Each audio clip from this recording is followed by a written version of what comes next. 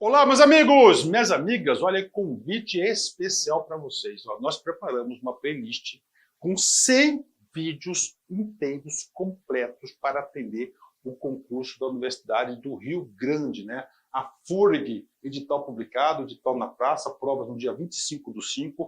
Esse concurso é para o cargo de assistente em administração. Gente, olha só um convite para vocês. Aqui é uma playlist. Essa introdução vai estar em todos os nossos vídeos, né, de 2 minutos aí, rapidão aí. Você assista esse vídeo. Professor, eu quero direito ao material de apoio. Ah, professor, eu quero assistir na plataforma da LAC. Você pode? Pode. Aí eu peço uma pequena contribuição, até para você ajudar esse grande projeto de socialização do conhecimento da LAC Concursos, né, por apenas R$ 99,90. É isso mesmo, ó. R$ 99,90, você vai assistir esse mesmo curso, só que aqui no YouTube, gratuitamente, são 100 vídeos. Este curso, eu te garanto que são muito mais de 100 vídeos. Eu não tenho o número agora, porque o pessoal do pedagógico ainda não concluiu a montagem do curso. Então, você vai ter o curso completo. Além do curso completo, você vai ter direito a todo o material de apoio. Você vai assistir na nossa plataforma. Lá você vai ser monitorado e você vai participar do Personal Coach. Um grande diferencial da LAC Concurso. O que é esse aqui, Personal Coach? Eu estudo em regime de metas. Então, aqui, todos os dias, a partir do dia 31, você vai ter o quê? Você vai ter uma meta de estudos, cara. Cara, se você seguir essa meta de estudo, eu te garanto que você será uma das pessoas com grandes possibilidades de aprovação. Bacana? Fechado? Então venha contribuir com esse nosso projeto aqui na LAC Concurso e tenha uma excelente aula. Fique com Deus, forte abraço, fique com Deus. Tchau, tchau. Olá pessoal, o professor Arthur Damasceno na área. Chegamos para mais um bloco, mais um assunto, mais um tema que nós iremos inaugurar nesse momento. Agora nós conversaremos sobre os chamados direitos políticos, assunto que nós encontramos na nossa Constituição, o artigo 14 ao artigo 17, conforme a nossa apresentação aqui, né? Vamos lá, vamos matar aqui de imediato o que o caput do artigo 14 nos apresenta, deflagrando esse assunto direitos políticos. O que temos? A soberania popular será exercida pelo sufrágio universal e pelo voto direto e secreto, com valor igual para todos e nos termos da lei mediante plebiscito, referendo e a iniciativa popular. Bom, a gente já percebe que na abertura desse nosso artigo 14, desse assunto de direitos políticos, nós temos uma informação que já conversamos um pouco sobre lá atrás, lá nos princípios fundamentais do artigo 1º ao artigo 4º da Constituição, quando tratando dos fundamentos da República Federativa do Brasil, tratando da soberania como primeiro fundamento, né? E o parágrafo único daquele mesmo artigo 1º, ele diz que todo o poder emana do povo, que o exerce por meio de seus representantes eleitos ou diretamente nos termos desta Constituição. E aqui a gente verifica essa ideia desse poder sendo emanado pelo povo, por nós, entendendo aqui a soberania popular como prisma, como valor principal dessa abertura dos direitos políticos. A soberania popular será exercida pelo sufrágio universal. O sufrágio é justamente a ideia da eleição, né? Ou melhor, do formato que nós temos para a escolha dos representantes e gestores por meio das eleições. O sufrágio nada mais é do que essa capacidade que nós temos de participar da estruturação da vida política do Estado. De novo, o sufrágio nada mais é que essa capacidade que temos de participar da estruturação da vida política do nosso Estado. Então, nós participamos votando e sendo votado, né? Então a gente verifica claramente aqui essa capacidade que temos de determinar o destino da nação, escolhendo aqueles que estarão emanando o nosso poder de maneira indireta. Esse sufrágio, conforme dispõe a leitura do artigo 14, ele é universal, pois todos os que participam apresentarão um voto de valor igual, né? E o voto direto secreto, a gente está verificando aqui a capacidade que temos de escolher diretamente, de emanar o nosso poder diretamente, mas ainda temos, nesse mesmo artigo 14, 3 outros instrumentos aqui apresentados, além do voto, que também deflagram essa capacidade que temos de emanar o nosso poder de maneira direta. É o que a gente chama de democracia participativa. O plebiscito, o referendo e a iniciativa popular. É muito importante que saibamos diferenciar esses 3 elementos. Muito importante que saibamos perceber o que é plebiscito, o que é referendo, quando esses 2 instrumentos acontecem, e por fim, o que seria a iniciativa popular? Que tipo de participação é essa que temos a capacidade de ali estar por meio dessa iniciativa? Vamos lá, a gente trabalha isso aqui agora, estou jogando aqui a nossa tela em branco e já começo te mostrando o Congresso Nacional, o desenho do nosso Congresso Nacional, o desenho do nosso Congresso Nacional, e vai mostrar pra gente a formação do ato, tá? Eu estou colocando Congresso, gente, mas justamente para tratar do plebiscito, melhor, para tratar do referendo, desse lado, para tratar do plebiscito, deste outro lado, e entender que tanto o referendo quanto o plebiscito são participações populares. Participações populares. O detalhe é que quando nós verificamos a participação popular em sede de plebiscito, a participação popular em sede de referendo, nós teremos uma participação ou participações populares que acontecerão em momentos distintos. O plebiscito, ele acontece sempre antes da formação do ato, por isso entender ser uma participação popular prévia à criação daquele ato normativo. Já o referendo, uma participação popular posterior à formação do ato. Arthur, o que significa isso? Significa que muitas vezes, quando o nosso Congresso Nacional busca criar um ato normativo, alterar legislação, alterar a própria Constituição, criar lei nova, nós seremos consultados. E quando você é consultado antes da formação desse ato, nós teremos o plebiscito. Vou te dar um exemplo. No dia 21 de abril de 1993, provavelmente alguns de vocês lembram disso, o eleitorado nacional participou de um plebiscito. Nesse plebiscito nós tivemos a oportunidade de manter o Brasil em sua forma de governo como uma república, nós tivemos a oportunidade de mudar para a monarquia. Da mesma maneira, naquele mesmo plebiscito, nós também fomos consultados em manter o Brasil em seu sistema de governo como presidencialista, mas poderíamos ter alterado para um parlamentarismo. Esse plebiscito aconteceu. Perceba, a sua Constituição de 1988, ela traduz o Brasil como republicano, ela traz os instrumentos de um presidencialismo, mas se porventura, naquele plebiscito de 1993, nós tivéssemos alterado, não, o Brasil, a gente não quer mais república não, a gente quer uma monarquia. Nós não queremos mais um gestor sendo presidente, ou o chefe de Estado sendo presidente, não sei como será conjugado, nós desejamos ter um rei aqui no Brasil. Trocamos a república para a monarquia. Certamente a sua Constituição teria sido alterada. A Constituição hoje, se porventura a nossa resposta tivesse sido sim a essa alteração, a sua Constituição traria informações sobre o rei. Se porventura trocássemos o presidencialismo para o parlamentarismo, nós teríamos recomendações sobre o nosso parlamentarismo ou o nosso parlamento. Então tudo isso iria acontecer se a nossa resposta tivesse sido sim às alterações. Essas alterações não aconteceram. A Constituição não foi alterada por meio de emenda constitucional. Por quê, Arthur? Porque a nossa resposta foi não. Então, quando a gente participa de um plebiscito, nós temos aqui uma participação popular prévia. A criação de lei, a criação de emenda, a alteração da legislação. A sua fala, o seu sim, o seu não, a sua resposta, acaba sendo determinante para que tudo isso ocorra. Já no referendo, não. O referendo ele acontece depois da formação do ato. Então, significa que o Congresso Nacional, nosso poder público, já criou a lei, já alterou a Constituição, mas essas alterações, essas criações, elas precisam ser ratificadas pelo eleitorado. Então, o Congresso já fez a parte dele, mas, de novo, gente, isso pode acontecer em âmbito estadual, isso pode acontecer em âmbito municipal. Podemos ter um referendo, um plebiscito num estado apenas, um referendo, um plebiscito num município apenas. Mas aqui eu estou trazendo no meu exemplo o Congresso. O Congresso cria a lei, altera a Constituição, faz aquilo que tem a pretensão de fazer, cria o ato. E nós participamos em momento posterior para justamente ratificar essa criação. A vigência dessa lei, dessas regras novas que surgiram, elas vão depender do nosso crivo. E nisso a gente percebe claramente uma emanação direta de poder. Direta de poder tanto no plebiscito, direta de poder quanto no referendo. É importante lembrar que a nossa Constituição, ela traz sim alguns momentos em que o plebiscito ele precisa acontecer.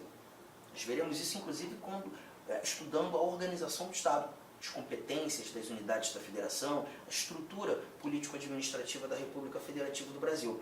Mas em regra geral, e aqui nesse momento é só para te mostrar o que é plebiscito, o que é referendo, em regra geral, o que temos é o Congresso Nacional, o Poder Legislativo, convocando o eleitorado para a participação do plebiscito, para a participação do referendo. Legal, tudo bem.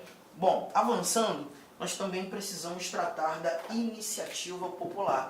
A iniciativa popular também foi citada. E quando, levando em consideração a iniciativa popular, aqui nós estamos tratando da capacidade que você tem, que eu tenho, de apresentarmos projetos de lei ao Poder Legislativo respectivo. Nossos projetos de lei podem sim se tornar leis, porém, algumas regrinhas precisam ser cumpridas para que possamos iniciar o processo legislativo. Não se confunda, a iniciativa popular nada tem a ver com a ação popular. A iniciativa popular é a apresentação de projeto de lei. A ação popular é uma ação judicial, remédio constitucional, que faz controle da administração pública. Bom, vamos lá falar um pouco sobre essa iniciativa popular. Eu vou trazer alguns detalhes importantes que você precisa saber. Se a tua pretensão é apresentar um projeto de lei ao Congresso Nacional, esfera federal, as regras dessa iniciativa popular são apresentadas para a gente no artigo 61, parágrafo 2º da Constituição. E mais, a apresentação ela deve ocorrer na Câmara dos Deputados, porque você sabe muito bem que o nosso Congresso Nacional ele é composto de Câmara e Senado, mas você tem o endereço certo. Você conduz o seu projeto, protocoliza o seu projeto no Congresso, na Câmara dos Deputados. Câmara. Mas você só vai poder fazer isso depois de ter certeza que você reuniu 1% de assinaturas, 1% de assinaturas do eleitorado nacional. Se hoje giramos em torno de 150 milhões de eleitores, você já percebeu então que essa regra vai te exigir reunir, subscrever seu projeto com pelo menos 1,5 milhão de assinaturas. É coisa pra caramba. Se fosse só isso já seria difícil. Mas não é só isso não. Você vai ter que distribuir esse quantitativo de assinaturas por pelo menos 5 estados. E em cada um desses estados você vai ter que atender 0,3% de assinaturas de cada eleitorado estadual, que você escolheu distribuir. Por exemplo, se você buscou distribuir assinaturas no Mato Grosso do Sul, Goiás, Tocantins e Amazonas, você vai ter que levar em consideração o eleitorado de cada um desses 5 estados e atender pelo menos 0,3% do eleitorado de cada um desses 5 estados. Somente assim você garante legitimidade para apresentar seu projeto de lei lá no Congresso, precisamente na Câmara dos Deputados, tá? E aí o processo legislativo vai acontecer naturalmente. Os deputados vão deliberar, aprovar o projeto, mandam para o Senado também vai deliberar, alterações podem acontecer, teu projeto pode ser rejeitado, tá? Então é o que temos aqui, apenas a apresentação do projeto. Ah, mas eu não estou querendo levar projeto de lei para o Congresso, não. O projeto de lei que eu preparei trata de um assunto de competência estadual. Então eu gostaria de levar para a Assembleia Legislativa do meu estado. Não, o assunto é de competência municipal. Eu gostaria de protocolizar o meu projeto na Câmara Municipal, na Câmara dos Vereadores do meu município. Posso? Você pode também. Só que, fique esperto, a Constituição Federal, deixa eu começar com esse dado aqui, ó. A Constituição Federal, quando tratando da iniciativa popular na esfera municipal, aquela casa legislativa que está próxima de você, o artigo 29, inciso 13, ele nos apresenta que você precisa reunir 5% de assinaturas do eleitorado municipal, do eleitorado do seu município, né? Então, É possível sim, a porcentagem é outra, mas o mundo também é diferente, né? Porque você só leva em consideração os eleitores registrados, um alistamento eleitoral no seu município. Tudo bem? Estado, Arthur, também tem? Tem, mas aí, quando você fala da esfera estadual, você vai ter que levar em consideração um detalhe que a Constituição te apresenta no artigo 27, parágrafo 4º. O artigo 27, parágrafo 4º, ele traz pra gente que o Estado vai criar as suas próprias regras.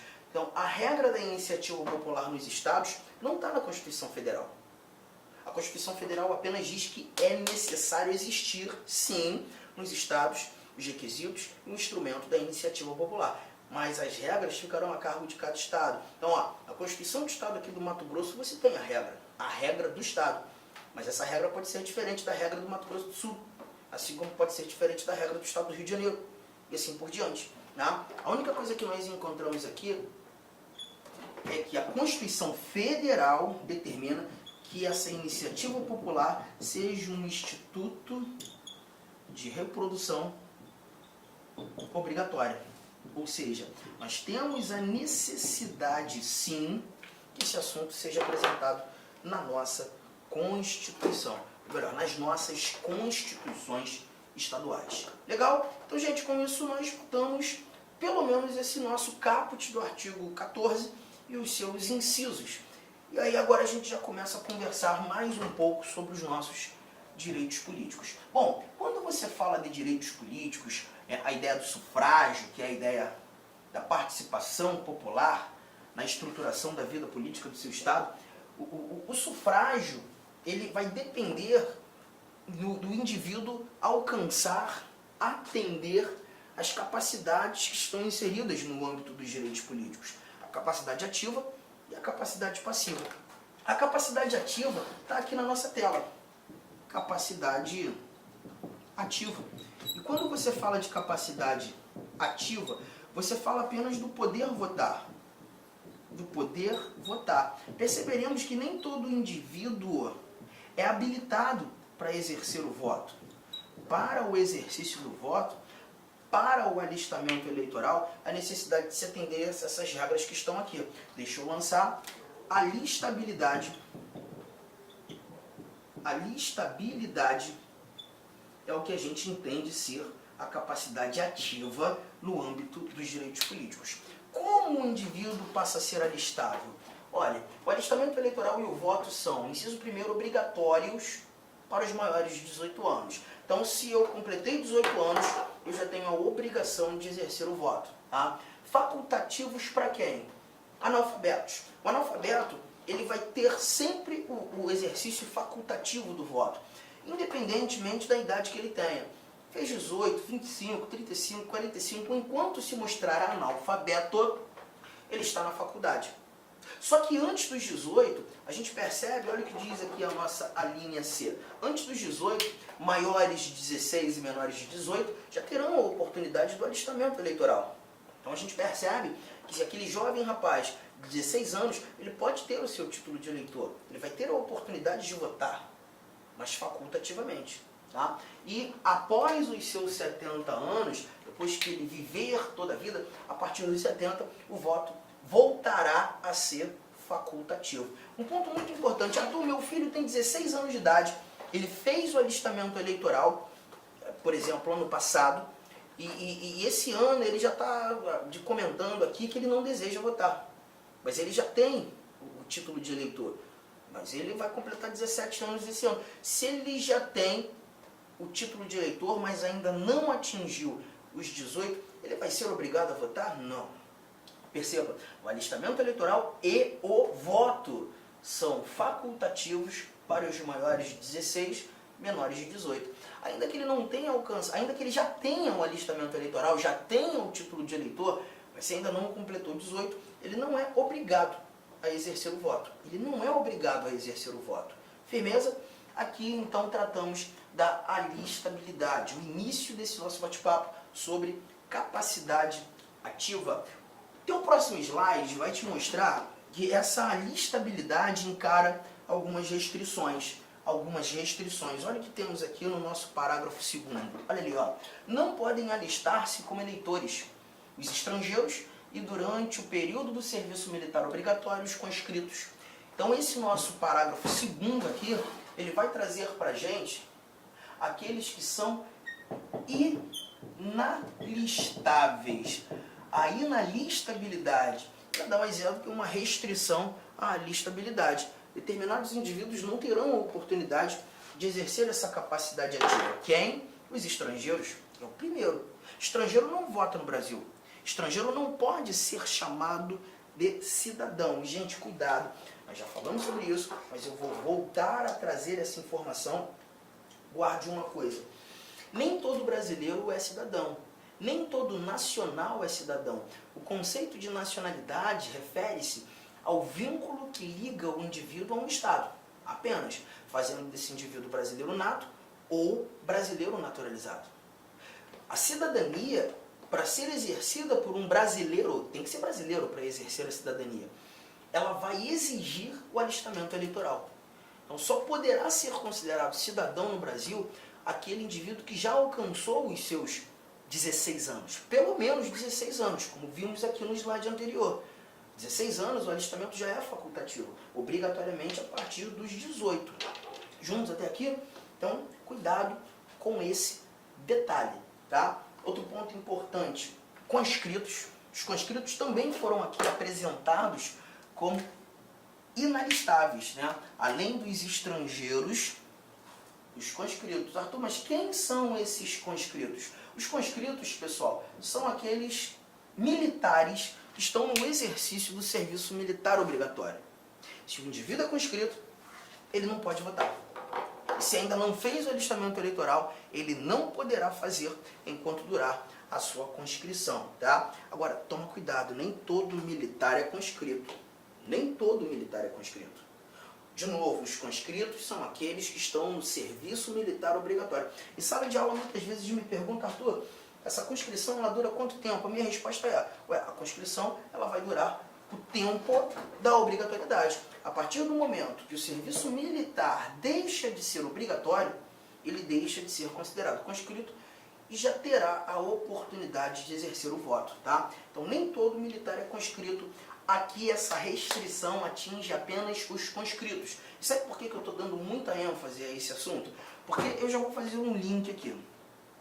Um link bem importante.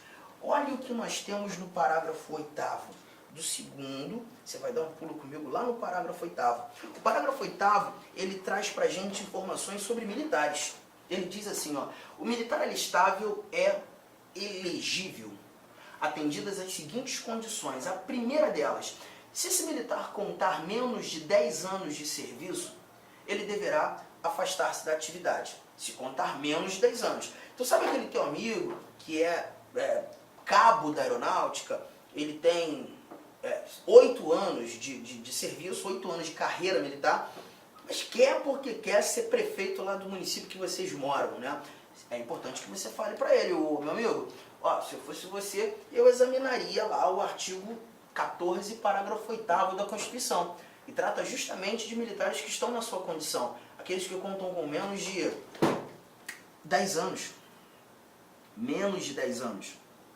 E se ele conta menos de 10 anos, a Constituição determina que ele deverá afastar-se da atividade. E é muito importante lembrarmos que o afastar-se da atividade não é pedir uma licença, não. É pedir a baixa. Ele vai ter que deixar de ser militar. Que isso, Arthur? Perfeitamente. Mas aí vamos lá. Ele abre mão da carreira, deixa de ser militar, faz sua filiação partidária, concorre ao cargo eletivo, chegando lá nas eleições ele não vence. E aí? Como é que fica? E aí como é que fica que ele vai ter que entrar aqui, né, em contato com a LAC, com cursos e buscar uma nova preparação, uma melhor preparação, mas eu tenho absoluta certeza que se ele comprar os nossos cursos, ele vai ser aprovado muito rapidamente em outro concurso, porque no militarismo, pelo menos o cargo que exercia antes de pedir baixa, ele não volta não, pelo menos automaticamente não volta não. Fechou? Pois é um risco, né? Então não é jogo, Arthur, ele tentar cargo eletivo se ele conta com menos de 10 anos. Eu também acho que não. Seria melhor ele esperar para atender o segundo inciso aqui, ó. Se contar mais de 10 anos de serviço, ele será agregado pela autoridade superior. Então perceba, ele será agregado pela autoridade superior. Quando a gente fala do ser agregado pela autoridade superior, ser agregado pela autoridade superior, nós estamos falando agora sim de uma licença. Ele tem ali a sua licença, será agregado pela autoridade superior e se eleito, se ele for eleito, deixa eu trazer aqui, vitorioso, será ou passará automaticamente no ato da diplomação para a inatividade. Se ele for eleito, no ato da diplomação, ele se torna um militar inativo. No ato da diplomação, ele se torna um militar inativo. Arthur, isso é a reserva remunerada? Perfeitamente. Ele vai para a reserva remunerada. Tá? Agora, cuidado. Se ele encara a licença, agregado pela autoridade superior, e não é eleito, ele não deixou a ativa. Ele continua sendo um militar da ativa. Ele volta a exercer as suas atribuições. Ele não pediu baixa. Ele só deixará a ativa se ele for vitorioso. E aí, no ato da diplomação, ele será remetido à inatividade. Um ponto importante para você aqui. Gente, quando nós falamos de diplomação, nós não estamos tratando de algo simétrico à posse, tá? É importante, muitas questões misturam isso aqui, mas muitas questões misturam isso aqui. A ideia da eleição acontecendo naquele mês de outubro. Após a eleição, nós teremos o ato da diplomação, ele será diplomado. E em momento posterior à diplomação, ele toma posse. Nós sabemos que a posse acontece no ano seguinte ao que a eleição ocorreu. Mas a diplomação ela acontece dias após as eleições. Em regra geral, a diplomação acontece na segunda quinzena do mês de novembro. Tá? A eleição acontece no mês de outubro e a diplomação acontecerá no mês de novembro. É justamente nesse momento, no mês de novembro, que esse indivíduo será remetido à inatividade. Legal? Não é posse, é diplomação. Cuidado, porque tem muita questão que mistura isso, tá? E olha, a diplomação ela não é citada apenas aqui. A diplomação ela não é citada apenas aqui. A diplomação também vai ser citada em outros momentos. Vamos lá, vamos matar logo isso também. Parágrafo 10. Parágrafo 10 traz o seguinte, prestem bastante atenção nesse nosso parágrafo 10. Ele diz que o mandato eletivo poderá ser impugnado ante a Justiça Eleitoral no prazo de 15 dias, contados da diplomação. Contados da diplomação. Com provas de abuso de poder econômico, corrupção ou fraude. Aqui a gente está falando da chamada ação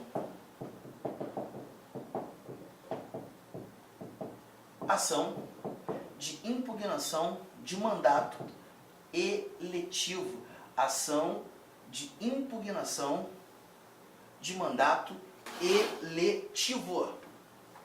Arthur, diplomação é um momento determinante. Sim, olha aqui, ó, eu havia apagado, mas eu preciso trazer novamente.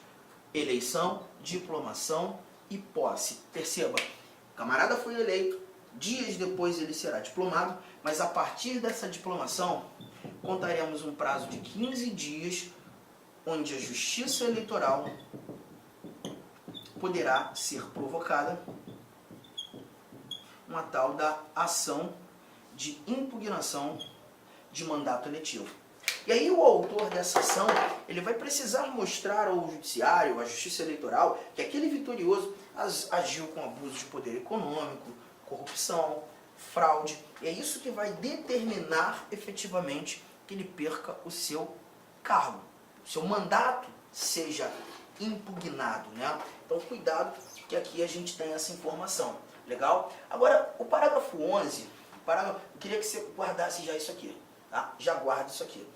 E o parágrafo 11, ele traz pra gente o seguinte, ó, a ação de impugnação de mandato eletivo tramitará em segredo de justiça, respondendo o autor na forma da lei, se temerária ou de manifesta má-fé. Então a gente já sabe, os 15 dias, justiça eleitoral, essa ação precisa carregar provas de abuso, de poder econômico,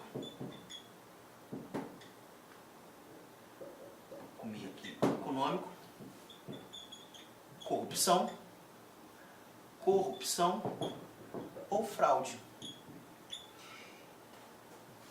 E aí, a gente toma conhecimento que toda ação de impugnação de mandato, ela tramita em segredo de justiça. Em segredo de justiça, né? Por quê, Arthur? Tramita em segredo de justiça justamente para proteger o político bom, né? Quem é que pode ajuizar essa ação? Candidatos, partidos políticos, coligações, o Ministério Público. Então, vamos imaginar que você tenha vencido as eleições, tá? Eu sou o seu arquirrival, o seu antagonista. Perdi para você. Eu sei que você sempre foi um indivíduo muito justo, muito correto, muito íntegro, mas incomodado, muito chateado por ter perdido, eu ajuizo uma ação de impugnação de mandato no intuito de manchar a sua imagem, a sua honra, a sua vida pregressa. Perceba que eu só quero perturbar, eu não quero fazer controle algum, eu não quero deflagrar e levar ao conhecimento da Justiça Eleitoral que você realmente praticou algo como corrupção ou abuso de poder. Não, só quero perturbar. E o detalhe é que essa ação tramite em segredo de justiça. Porque se todo mundo tomar conhecimento de tudo que está sendo levantado ali, gente, é muito possível com que você acredite nessa minha história e eu acabe conseguindo fazer aquilo que desejava, manchar a honra daquele indivíduo.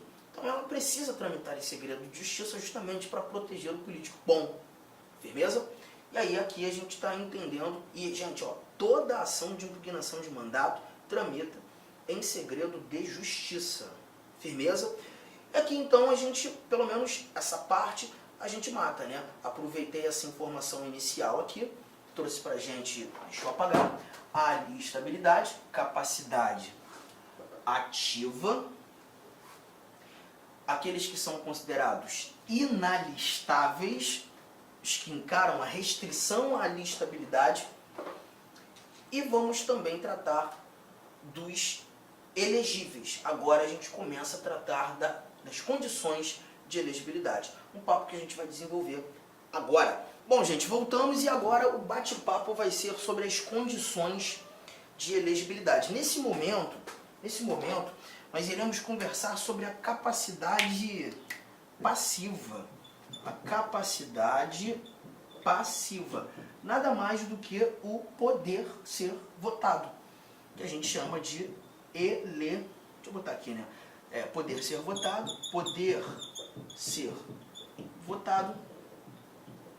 e aqui a elegibilidade, a famosa elegibilidade. Olha, comece a se acostumar com essas terminologias, né? A listabilidade, elegibilidade, essas falas, essas terminologias, elas são muito importantes, porque isso pode confundir muito um candidato. Legal? E quais são essas condições aqui? Olha aqui, ó. São condições de elegibilidade na forma da lei. A primeira delas, a nacionalidade brasileira. Primeira condição, nacionalidade brasileira. Gente, tranquilo demais. Só me preocupo com um detalhe. Tome cuidado, olha aqui, ó. Primeira condição, eu quero que você faça essa lista, tá? Faz aí no seu caderno. Nacionalidade brasileira. A pergunta que eu faço, para ter um cargo eletivo no Brasil, eu preciso ser brasileiro nato ou naturalizado? Para ter um cargo eletivo no Brasil, eu preciso ser brasileiro nato ou naturalizado? Sua resposta para mim vai ser tanto faz. Tanto faz. Seja nato, seja naturalizado, é possível exercer a capacidade passiva, poder ser votado. Só tome um cuidado com isso aqui, ó. Se eu dissesse, eu trouxesse uma lista, essa lista, cargos eletivos privativos de brasileiros natos, quais seriam os cargos que você acrescentaria nessa lista? Legal, perfeito, você falou aí, presidente da República, tá aqui. Tem mais cargo? Perfeito, você está falando do vice-presidente da República. Tá ótimo. Tem mais cargo? Não, esse não. Esse aí que você pensou não. Gente, toma cuidado. O cargo de presidente da Câmara, o cargo de presidente do Senado, esses cargos não são eletivos. Não são eletivos. Cuidado. Eu posso ser, como brasileiro naturalizado, um senador federal, mas não chegarei a ser presidente do Senado. Eu posso ter o cargo eletivo, de senador, mas não chegarei a ser presidente do Senado. Eu posso ter o cargo eletivo de deputado federal, sendo um brasileiro naturalizado, mas eu não vou chegar ao cargo de presidente da Câmara. Então, o cuidado que você tem que ter é: existem diferenças entre brasileiros natos e naturalizados? Sim. Existem cargos que só podem ser preenchidos por brasileiros natos? Sim. Mas essa lista eu não quero de qualquer cargo. Nessa lista aqui eu quero apenas os cargos eletivos. Os cargos que são preenchidos por processo eleitoral. Ué, Arthur, mas o senador, ou melhor, o presidente do Senado, ele é escolhido por voto, mas é um voto interno, é coisa interna, é interna corporis. O cargo de presidente do Senado, para a escolha, você não tem ali a regência do direito eleitoral. A justiça eleitoral não está ali. É uma eleição interna, como acontece no teu prédio, no teu condomínio, quando se escolhe um síndico, por voto. Tudo bem? Cuidado, hein, gente? Legal. Então, ó, primeira condição, a nacionalidade brasileira. E já puxamos aqui uma particularidade bastante importante. Bora mais. Segunda condição, pleno exercício dos direitos políticos. Aqui eu não preciso anotar não, tá, gente? Eu só vou grifar. Pleno exercício. Quando você fala de pleno exercício, você está falando da mesma coisa que o pleno gozo dos direitos políticos. E quando você traz a palavra pleno gozo dos direitos políticos, você está tratando do votar e ser votado. Ou seja, quando o indivíduo, o menino, o rapaz, completa 16 anos e faz o alistamento eleitoral, ele passa a estar no gozo dos direitos políticos, mas ele ainda não tem o pleno gozo dos direitos políticos. Ele passa a estar no gozo, mas ainda não tem o pleno gozo. Ficou? O pleno gozo, ele só vai alcançar quando atingindo os seus 18 anos. Porque quando com 18 anos, ele pode votar e ser votado. Significa então que nesse cenário, nesse contexto outro, ele atende à condição de elegibilidade. Com 16 anos ele ainda não pode ser votado. Então estar no gozo não é suficiente. Ele precisa estar no pleno gozo. E o inciso terceiro, eu costumo dizer que acaba sendo uma redundância. O alistamento eleitoral. Porque se o segundo já me disse pleno gozo, se eu já entendi que pleno gozo é a ideia do votar e ser votado, gente, se ele vota e é votado, obviamente ele tem um alistamento eleitoral. Concorda comigo? Inciso 4º, nós tratamos do domicílio eleitoral na circunscrição. Domicílio eleitoral na circunscrição. E tome cuidado aqui, eu vou ter que escrever algumas coisas. O domicílio eleitoral não é a mesma coisa que domicílio residencial. Domicílio eleitoral não é a mesma coisa que domicílio residencial. O domicílio eleitoral, gente, é onde eu tenho o meu registro ante a justiça eleitoral. Por exemplo, certamente você conhece alguém, familiar seu, amigo seu, que já morou em outro local, já morou em outro município, mas mora no mesmo município que você hoje já há uns 15 anos. Mas ainda não fez a alteração do domicílio eleitoral. Então, todo ano de eleição, ou ele tem que justificar, porque ele não quer ir lá, pegar carro e dirigir 500 quilômetros, ou ele então aproveita essa deixa, né, para ver lá o pessoal de antigamente, os amigos lá da infância, a família que ainda está lá, aí ele vai lá votar. Mas já poderia ter alterado o domicílio eleitoral. Domicílio eleitoral é justamente isso. Tá? Arthur, mas por que eu tenho esse domicílio eleitoral como condição de elegibilidade? Porque se esse teu amigo desejar ser prefeito, ou vereador, por exemplo, do município que ele mora hoje, o mesmo município que você, ele já vai ter que trazer o domicílio eleitoral para cá. Tá percebendo? Ele já vai ter que pegar o seu registro e trazer para cá, porque ele tem que ter o domicílio eleitoral na circunscrição do cargo que ele pretende conquistar. Tudo bem? E ó, é muito importante que ele faça essa alteração do domicílio eleitoral pelo menos 6 meses antes das eleições. Tá? Então ele tem até o mês de abril, final de março, até o final de março para fazer a troca do domicílio eleitoral. Fechou? Tranquilo? Arthur, você disse que ia para o quadro. Sim, vou, porque esse lance do domicílio eleitoral é importante você entender uma orientação do Supremo que decorre disso aqui, né? Que foi justamente uma resposta ao recurso extraordinário 637-485 de 2012, onde o Supremo trouxe a inelegibilidade do prefeito itinerante. Em algumas provas, nós também encontramos como prefeito profissional. Essa história foi lá do Rio de Janeiro, de um dos municípios, lá do meu estado. Eu vou ter que te contar aqui para você entender toda essa sistemática. Olha aqui, ó. No ano de 2004, num município lá do Rio de Janeiro chamado Rio das Flores, é um município do interior do meu estado, tá, gente? A parte lá serrana. O nome desse cara é Vicente Guedes de Paula. Ele se tornou prefeito desse município. Fez lá seu primeiro mandato. Em 2008 ele tenta a reeleição, consegue, fez o seu segundo mandato. Quando chegando em 2012, a gente percebe que o Vicente Guedes aqui era inelegível para continuar como prefeito. O prefeito só pode ter uma única reeleição, né? Então o que ele fez no curso do seu segundo mandato? Ele alterou o domicílio eleitoral para um outro município. É um município limítrofe, também no interior do estado, né, que é limítrofe, o município de Valença. Então perceba, ele era prefeito de Rio das Flores, mas troca o domicílio eleitoral para um município outro, ao lado, que é o município de Valença, mas ele faz essa troca, inclusive, sendo prefeito de Rio das Flores. Aí você pergunta, pode, Arthur?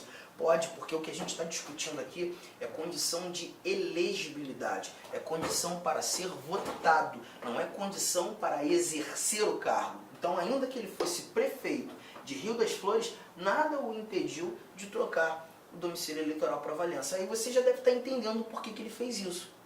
Ah, Arthur, porque ele não poderia concorrer novamente como prefeito de Rio das Flores, né? Então ele troca já na malandragem de tentar ser prefeito do município do lado.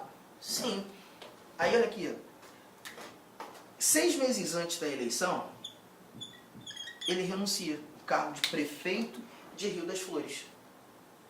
E aí ele vem e aparece como candidato, ou busca aparecer como candidato à prefeitura de Valença.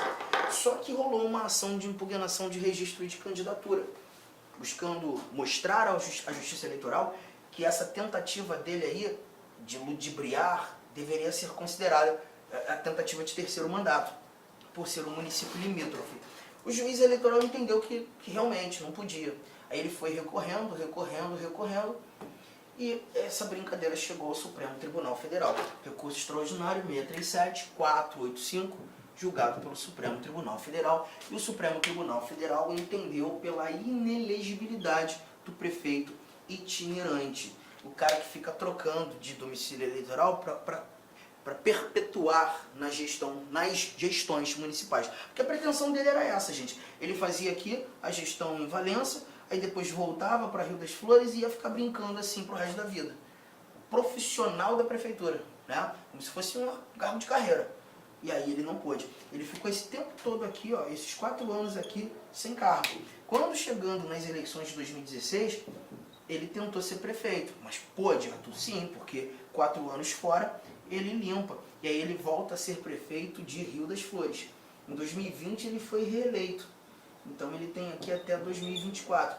e ele voltou a ser de Rio das Flores. Significa que quando ele percebeu que não deu para ficar em Valença, ele retornou o domicílio eleitoral para Rio das Flores. Pô, que samba, hein, Arthur? Pois é. E é isso que o Supremo trouxe para gente, uma inelegibilidade em decorrência desse domicílio eleitoral. Firmeza? Tudo bem?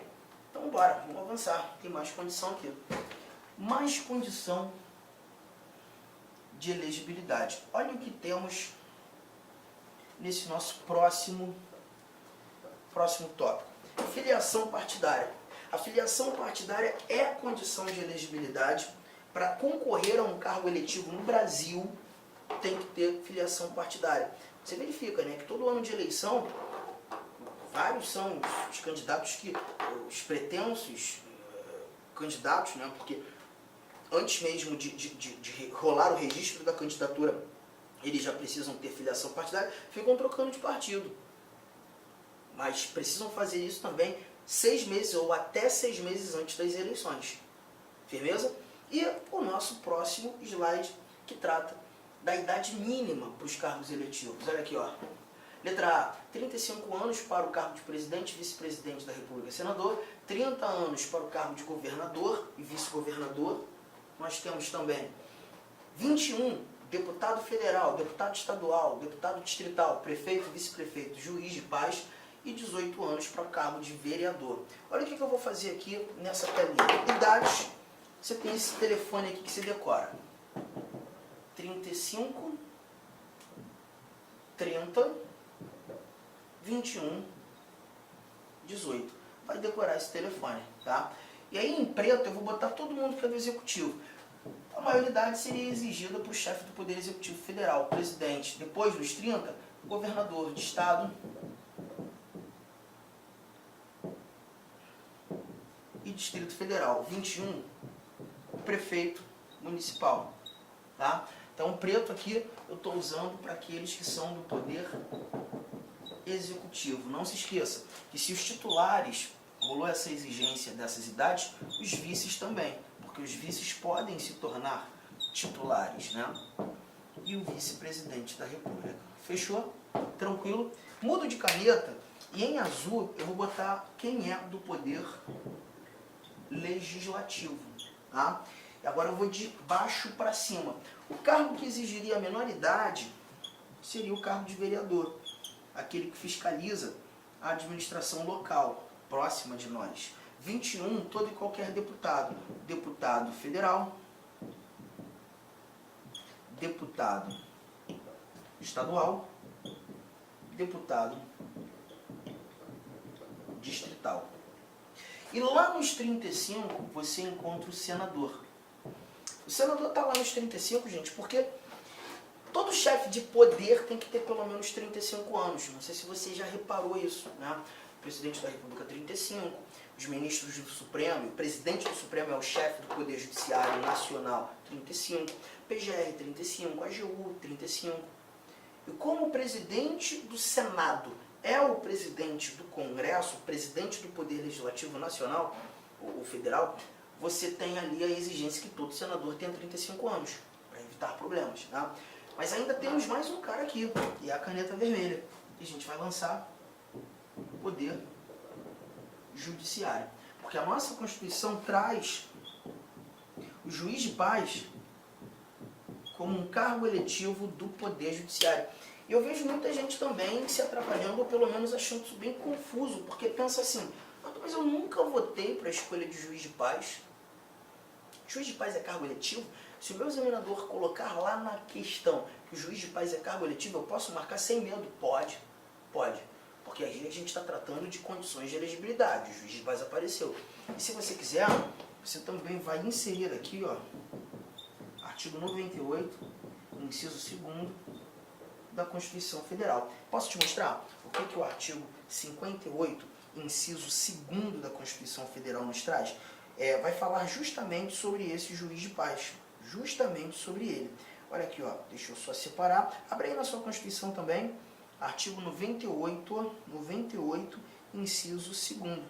Eu já estou chegando aqui e a leitura é essa. Olha que barato. Tem Cadê 98? Tá chegando aqui, tá na mão. Olha aqui, ó. A União, no Distrito Federal e nos territórios, e os estados criarão, inciso segundo, a Justiça de Paz remunerada, composta de cidadãos eleitos pelo voto direto, universal e secreto, com mandato de 4 anos. Então você já está percebendo que está dizendo aqui, a Constituição Federal está dizendo para a gente que esses juízes de paz eles devem ser escolhidos pelo voto direto, nós votamos, universal, e secreto. E o mandato de 4 anos. Ah, mas por que eu nunca votei? Porque a escolha, melhor, a regulamentação para a escolha de juízes de paz, como nós estamos falando de um cargo eletivo, é direito eleitoral. Legislar sobre direito eleitoral compete à União. O Congresso Nacional ainda não criou essa regulamentação. Enquanto não há regulamentação, os estados eles dão seus jeitos, né? Em regra geral, acabam sendo indicados, né, pelo judiciário de cada estado, né? Lá no Rio de Janeiro, por exemplo, os juízes de paz eles são indicados pelo presidente desembargador do Tribunal de Justiça, né? Como razoavelmente ou recorrentemente a gente encontra nos demais estados. Mas eu preciso me preocupar? Não preciso. Pelo menos no âmbito do direito constitucional. A tua preocupação no direito constitucional é entender que o cargo de juiz de paz é cargo eletivo, sim. Se o teu examinador, numa questão de direito constitucional, afirmar isso, você marca sem medo. É cargo eletivo. E mais, todas essas idades aqui, gente, elas devem ser apresentadas no ato da posse, tá? Peraí, todas não. Deixa eu melhorar minha fala. Para estes aqui, no ato da posse. Mas para o vereador, vai ser na data limite do registro de candidatura. Por quê, Arthur? Só para o vereador é diferente. Porque perceba, gente, se fosse possível um jovem concorrer à vereança de um determinado município com 17 anos de idade, mas ele estaria completando 18 até a data da posse, ele poderia muito bem fazer uma campanha eleitoral sendo menor. E se menor, ele seria inimputável. Ou seja, ele poderia praticar todos os crimes eleitorais possíveis e não responderia por nenhum deles. Inimputável. Então, se você deseja ser vereador, você tenha 18 anos no ato do registro de candidatura. Porque você vai encarar toda a campanha eleitoral, todo o processo eleitoral até a eleição, respondendo pelos seus atos. Aqui não. Presidente, pode concorrer com 34 anos? Pode, desde que ele complete 35 no ato da posse. Governador, pode concorrer com 29 anos? Pode, desde que ele complete 30 até a data da eleição. Fechou? Tranquilo? Então vamos mais. Voltando aqui, fechamos as condições de elegibilidade. Fácil. Fechamos as condições de elegibilidade. E aí no nosso próximo slide, nós iremos encontrar parágrafo 4º, 5º, 6º. Parágrafo 4º diz o seguinte: são inelegíveis os inalistáveis e os analfabetos. Cuidado com isso. Olha aqui, ó. Os inalistáveis são aqueles que não votam. Não votam. Então, se ele não vota, ele é inelegível. Se ele não vota, ele é inelegível. Não pode ser votado. Tá claro? E os analfabetos. Então, toma cuidado com essa brincadeira aqui, ó. Guarda isso. Todo inalistável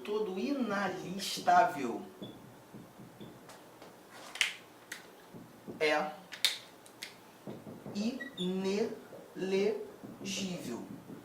Por quê, Arthur? Porque se eu sou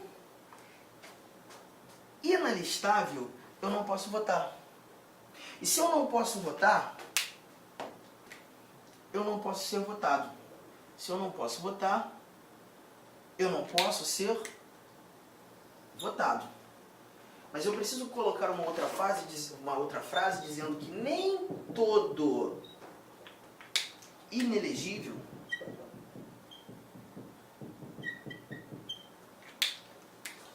é inalistável.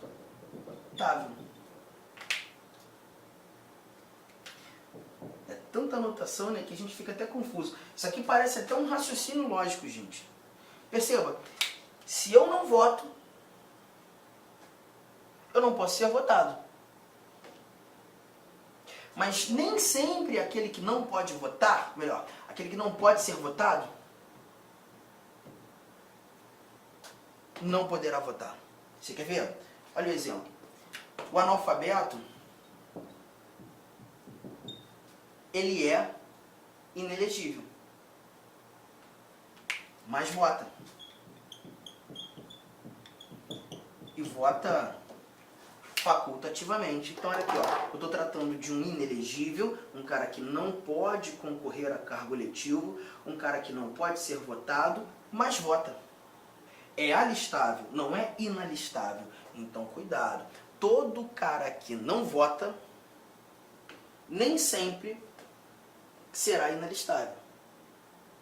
Mas todo indivíduo que não pode votar, que não é alistável, que é inalistável, não terá a oportunidade de ser votado. Show? Quase um raciocínio lógico, né? Legal. E aí a gente chega aqui ao parágrafo 5º. É o último parágrafo que nós iremos discutir nesse nosso bloco. O parágrafo 5º aqui, ele traz pra gente o seguinte, ó. O presidente da República, os governadores de Estado do Distrito Federal e os prefeitos, e quem os houver sucedido ou substituído no curso dos mandatos, poderão ser reeleitos para um único período subsequente. Então, o cuidado que você tem que ter é: chefes de executivo só podem ser reeleitos uma vez. Chefes do Poder Executivo só podem ser reeleitos uma vez. Mas quem é do Legislativo pode ser reeleito quantas vezes você, eu, desejarmos. Tá? Então, ó, se eu sou deputado, se eu sou vereador, se eu sou senador, não há limite de reeleição. Mas se eu sou chefe de executivo, eu só posso ser reeleito uma vez. E aqui diz, inclusive, ou quem os houver sucedido ou substituído. Se eu sou o presidente, você é meu vice, e você me substituiu no primeiro e no segundo mandato, você não pode continuar sendo vice. Essa é a ideia quando tratando do nosso parágrafo 5º. Cuidado, gente. A toa tem uma dificuldade gigantesca em diferenciar quem é do executivo e quem é do legislativo. Agora não tem mais. Porque no slide anterior, quando nós falávamos das idades, eu peguei esse inciso 6º todo aqui, reescrevi colocando as cores. Então você tem a obrigação de voltar um pouco o vídeo e anotar com as cores, para saber quem efetivamente é do executivo, quem efetivamente é do legislativo, quem efetivamente é do judiciário. Tudo bem? Tranquilo? Gente, esses outros dois parágrafos, o parágrafo 6º e o parágrafo 7º, darão um trabalho gigante para nós. E eu vou deixar para trabalhá-los no próximo bloco, próximo encontro, daqui a pouquinho. Valeu? Olá, meus amigos, minhas amigas, olha, convite especial para vocês. Ó, nós preparamos uma playlist com 100 vídeos inteiros, completos, para atender o concurso da Universidade do Rio Grande, né? A FURG, edital publicado, edital na praça, provas no dia 25/5. Esse concurso é para o cargo de assistente em administração. Gente, olha só um convite para vocês. Aqui é uma playlist. Essa introdução vai estar em todos os nossos vídeos, né, de 2 minutos aí, rapidão aí. Você assista esse vídeo. Professor, eu quero direito ao material de apoio. Ah, professor, eu quero assistir na plataforma da LAC. Você pode? Pode. Aí eu peço uma pequena contribuição, até para você ajudar esse grande projeto de socialização do conhecimento da LAC Concursos, né, por apenas R$ 99,90. É isso mesmo, ó. R$ 99,90, você vai assistir esse mesmo curso, só que aqui no YouTube, gratuitamente, são 100 vídeos. Este curso, eu te garanto que são muito mais de 100 vídeos.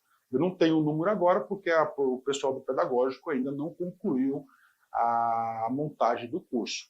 Então você vai ter o curso completo. Além do curso completo, você vai ter direito a todo o material de apoio. Você vai assistir na nossa plataforma. Lá você vai ser monitorado e você vai participar do Personal Coach. Um grande diferencial do Lá Concurso. O que é esse aqui, Personal Coach? Eu estudo em regime de metas. Então aqui, todos os dias, a partir do dia 31, você vai ter o quê? Você vai ter uma meta de estudos, cara. Cara, se você seguir essa meta de estudo, eu te garanto que você será uma das pessoas com grandes possibilidades de aprovação. Bacana? Fechado? Então venha contribuir com esse nosso projeto aqui na Lá Concurso e tenha uma excelente aula. Fique com Deus, forte abraço, fique com Deus. Tchau, tchau.